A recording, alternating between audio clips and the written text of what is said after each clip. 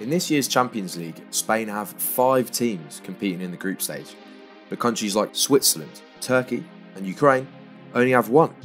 Others, such as Norway, Israel and Sweden, don't have any at all. This is all down to the UEFA Coefficient.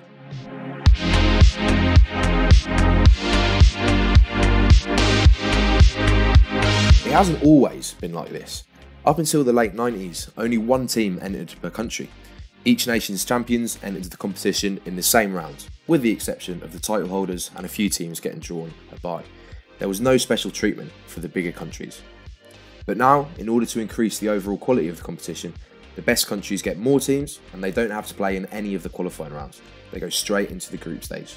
This big table is what decides it all. These numbers here are the coefficients of each country. It sums up points over the last 5 seasons. The more points a country has, the more teams it gets playing in better competitions and starting from later rounds. Apart from Liechtenstein, who will only ever have 1 team in the Conference League because Liechtenstein think they're special by only having a cup and all playing in the Swiss League. These points are given out for things like winning a game, finishing top of your group or reaching the quarterfinals. The points given are then divided by the total number of teams from that country competing in any of the European competitions. So this season, the 4 Welsh sides in Europe, who are all now knocked out, got 2.5 points between them.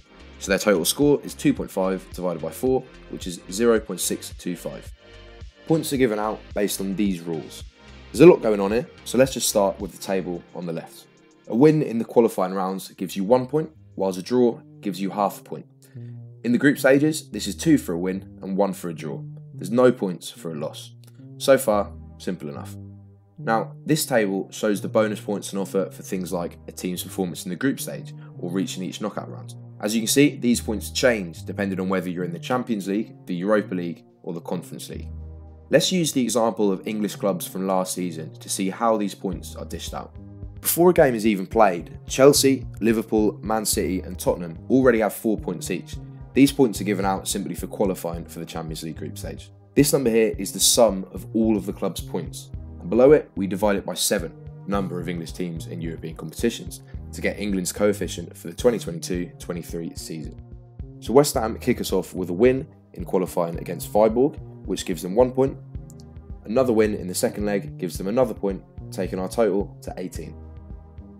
Then Man City get 2 points for winning their first group stage game against Sevilla, Liverpool get nothing for losing against Napoli, and Tottenham get 2 points for beating Marseille.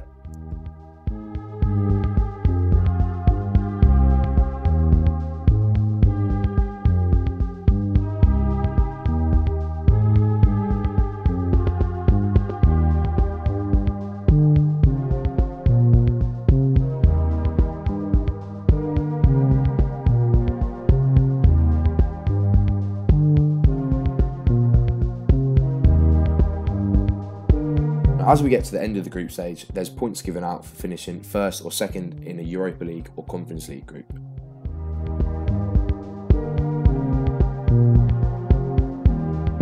Now into the knockout stages, despite losing the first leg to AC Milan, Tottenham get 5 bonus points for reaching the Champions League round of 16, exact same thing with Chelsea.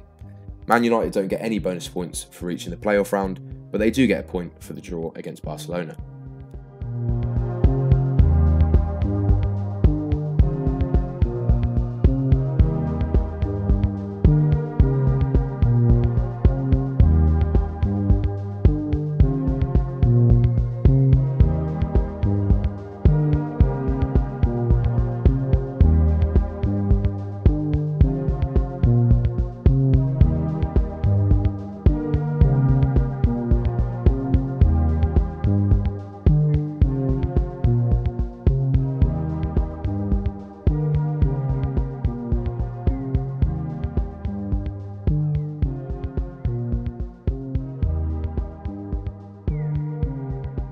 There's no bonus points on offer for actually winning any of the competitions, so at the end of it all we're left with 161 as our final points tally, which divided by 7 gives us 23, England's coefficient for the 2022-23 season.